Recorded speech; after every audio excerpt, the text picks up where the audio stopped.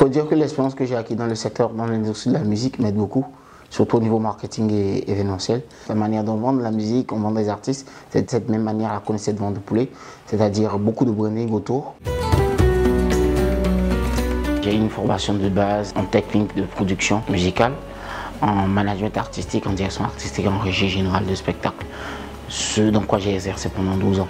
Mais le domaine de l'agriculture m'a toujours fasciné. Je me suis dit, mais si tu allais te faire former, donc je suis allé me faire former en production animale et végétale. Et je me suis lancé dans la production de volailles. Je me suis rendu compte que ce domaine est inexploité et énorme. Le premier moyen que je me suis donné, c'est la formation. Et après, c'est beaucoup de recherche, de lecture, beaucoup d'expérience, beaucoup de déplacements sur les fermes avec d'autres éleveurs, beaucoup de voyages. C'est le premier moyen que je me suis donné pour en arriver là. On s'est rendu compte qu'il y avait beaucoup de producteurs qui avaient le produit mais n'avaient pas de marché d'écoulement. On s'est dit qu'il fallait qu'on crée une solution et de là je suis parti. Nous avons un partenariat avec quelqu'un qui nous livre les poussins.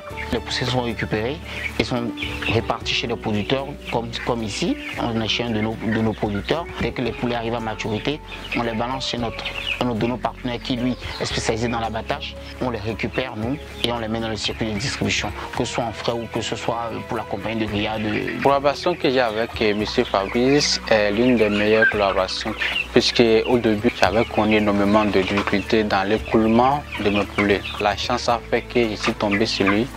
Je lui ai présenté mes poulets, il m'a aussi exposé un peu son idée d'entrepreneuriat. Il me livre les poussins et puis moi je m'occupe à les élever. Et à l'âge de l'abattage, lui-même il vient les chercher pour s'occuper du reste. Ce qui me revient, il me le retourne au moment opportun. On sait réellement comment on produit nos poussins, d'où nos poussins viennent, ce qu'on leur donne à manger, comment on les abat, parce que l'abattage aussi est très important. Au sein de Black Meat Food, on a plusieurs pôles d'intervention. On a déjà le pôle livraison et le pôle événement, c'est-à-dire tout ce qui est événement grand public et événement privé. Et lorsque je récupère les poulets après abattage, je dispatche les poulets dans ces deux pôles-là.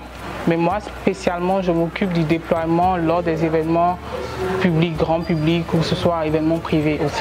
On a une cellule DA, création graphique, qui gère totalement de A à Z tout ce qui est visuel, affiches, spots. On a une cellule vidéo qui gère les spots vidéo. On fait des séances photos spéciales rien que pour le produit.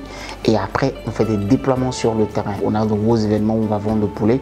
On a des hôtesses qui sont habillées à l'effigie de la marque. Et on a une équipe qui s'occupe spécialement d'aller vers certains clients juste pour vendre le produit. Sans compter qu'on profite comme tout le monde des réseaux sociaux, c'est-à-dire TikTok, Snapchat, Facebook, Instagram. C'est vraiment toutes ces techniques qu'on utilise avec l'appui de tous les contacts que j'ai dans le secteur musical. C'est des artistes qui soutiennent. L'objectif pour nous, tout est bon pour nous pour vendre du poulet, puis écouler le produit. Il faut qu'on puisse montrer que l'agro-business est rentable. Là, on est sur un très gros festival et l'objectif pour nous, c'est que d'ici 5-10 ans, qu'on continue comme ça et qu'on soit vraiment sur tous les gros festivals africains de cuisine.